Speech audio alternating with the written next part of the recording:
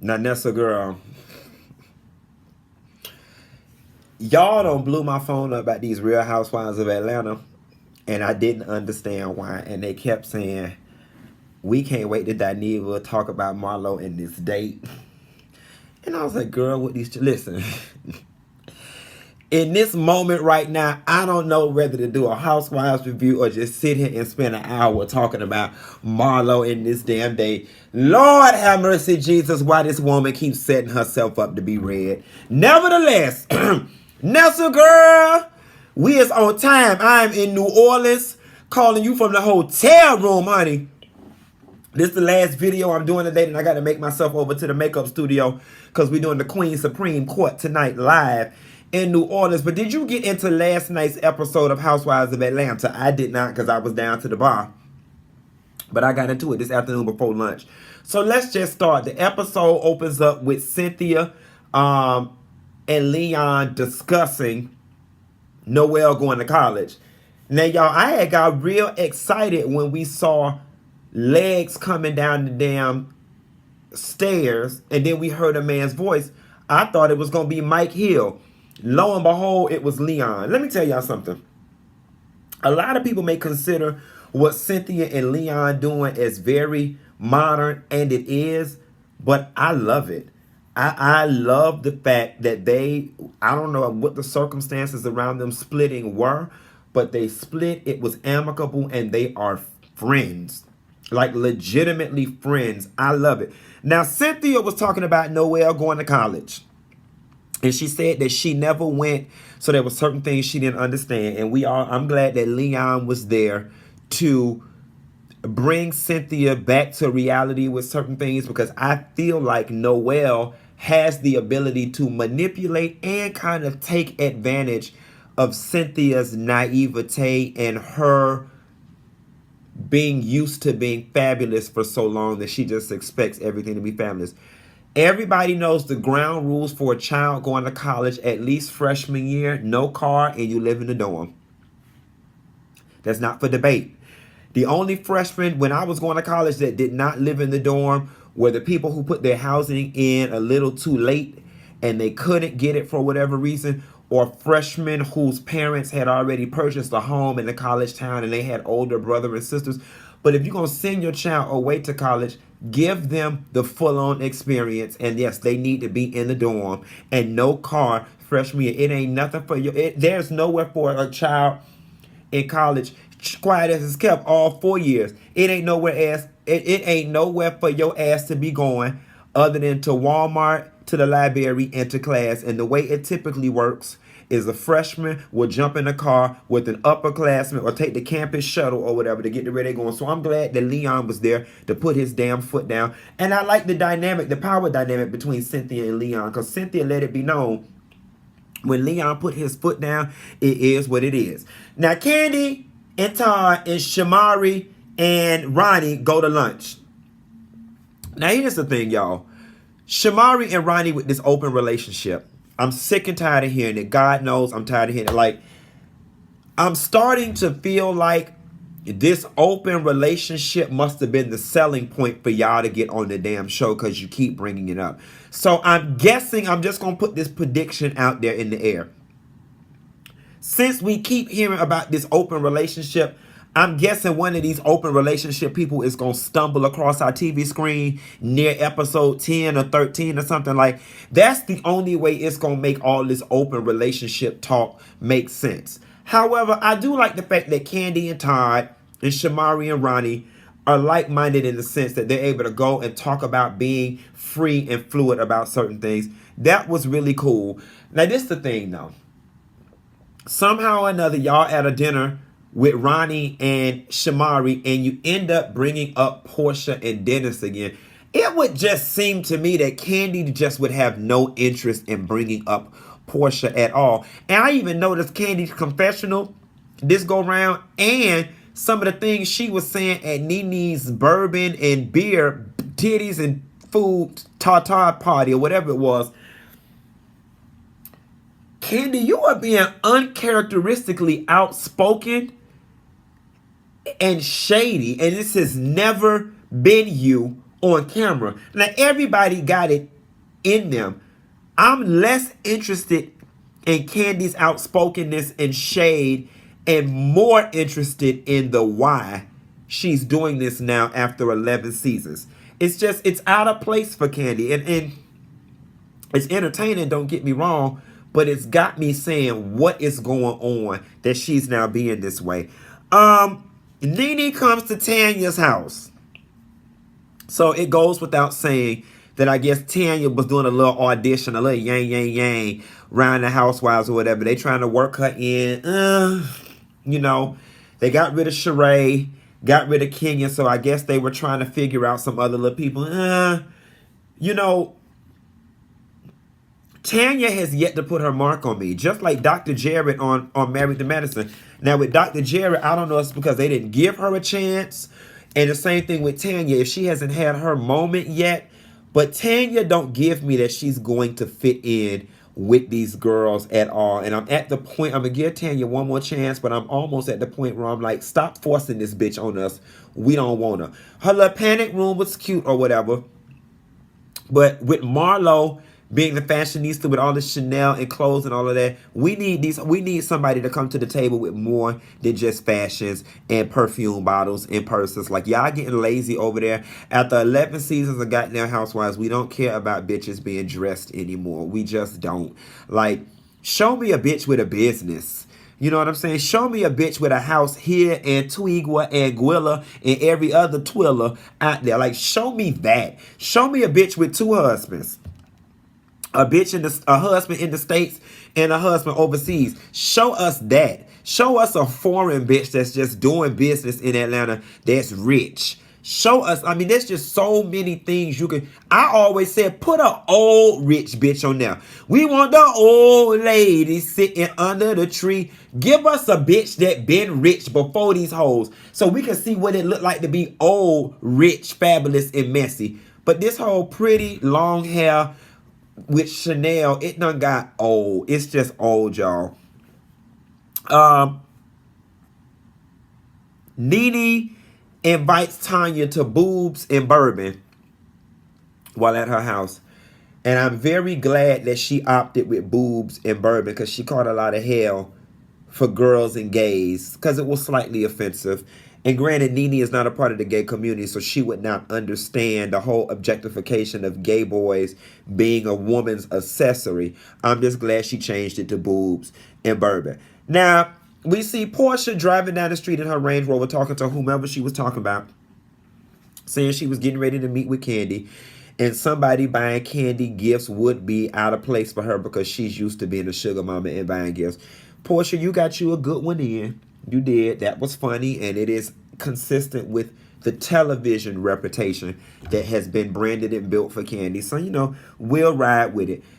Porsha and Kandi meet up, and they get to talking. I'm actually with Porsha on this. It's like, Kandi, you sat down, you discussed what you had heard with 3 other people. You did not come to me directly. Now you want to defend your name, this, that, and the third. Here's what I'm not understanding from Kandi. Because I got the impression that Kandi was coming at her on some, we're cool. I'm trying to be a big sister to you. I'm trying to look out for you. Y'all just went from mortal enemies to now you so cool and so in love with her that you just trying to look out and be this, that, and the third. Kandi, you confusing me. Like, I'm curious to know, are you going through the change and your hormones off? Because you really confusing me. And I'm really not buying this big sister, I would want to know shit. I'm really feeling like you trying to clean up the fact that you look messy and the fact that you've overindulged and the fact that Dennis may be messing around with other people. Like, deep down inside, and I hate to say this, but I feel like it would bring Kandi immense joy if Dennis was fucking around and fool-la-la all over the place. For you to just come off of not liking this bitch, I wouldn't give 2 fucks. Let that bitch, let her do what the fuck she wanted. Why do you care? And I just want you to slow down. I just want you to Kandi, we watched 4 seasons straight of this damn show, and every damn season you was in a new full-term, long-term relationship. Mind your business. You know what I'm saying? Mind your business. You being vested in people's love lives is why you and Phaedra ass ain't getting along now. Well, kinda.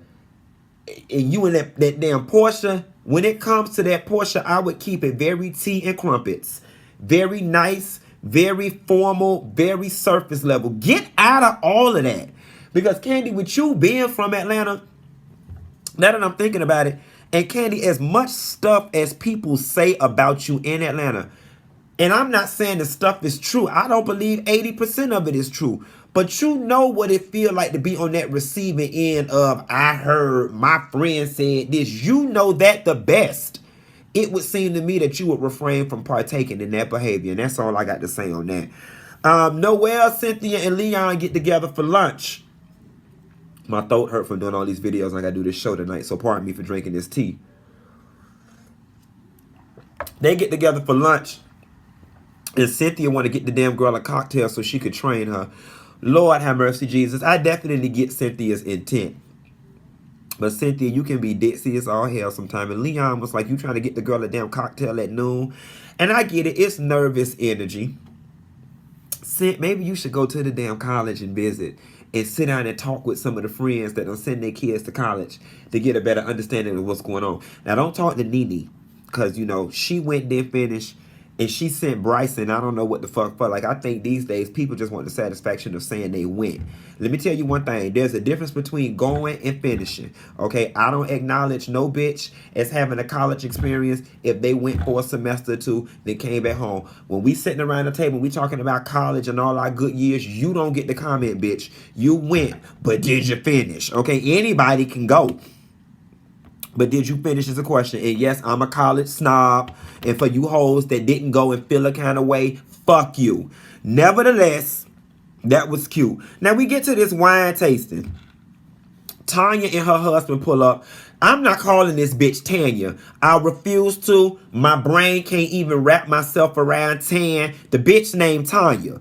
Tanya and her husband pull up or whatever. And believe it or not, Tanya showing up with her husband did make me like her a little more. And it made me intrigued. I'm like, okay, I want to see what they got going on. Kandi and Todd. Cynthia came there with her homeboy. Or whatever. And then Vanna came. The minute Vanna got there, I knew everything was wrong.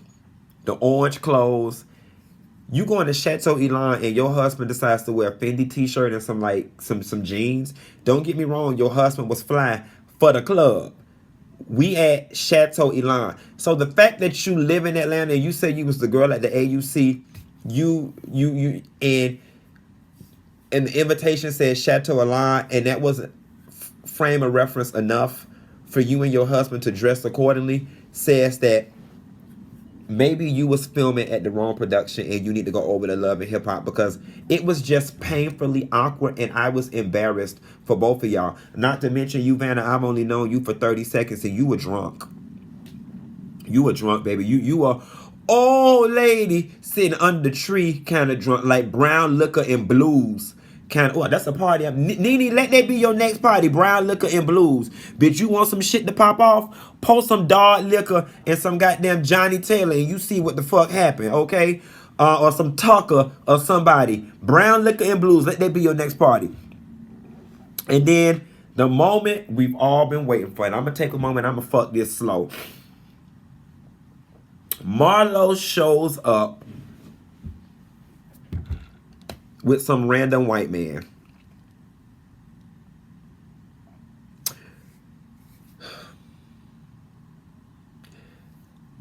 Marlo, why you keep doing that to yourself? And, you know, Marlo's not a stupid girl. I mean, she's not the smartest girl in the world, but she's not stupid. So my question is, and y'all drop down in the comments and let me know what y'all think. Do y'all think Marlo brought this white man with her to further push the running joke? Or do y'all honestly think that was her date? It was a legitimate date. And it did not make it any better that when they got down to the table and started going around about how people met, you didn't even have an adequate response about how you met. you were like, I'm going to pass, which further supports this high-end prostitute narrative that people have been building for you over the years. And it would seem to me, Marlo, that if you were not a high-end whore, that you would not want people to think that about you. You would be trying to clean this up on season 11. You see what Cynthia did? She just found a friend. Why didn't you bring a friend? As many of them stealing ass faggots you keep around you, why you didn't bring one of them? Why you didn't bring Lawrence with you?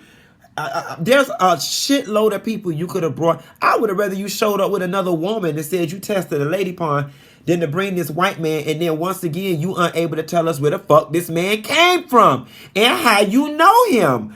Like, I'm just confused.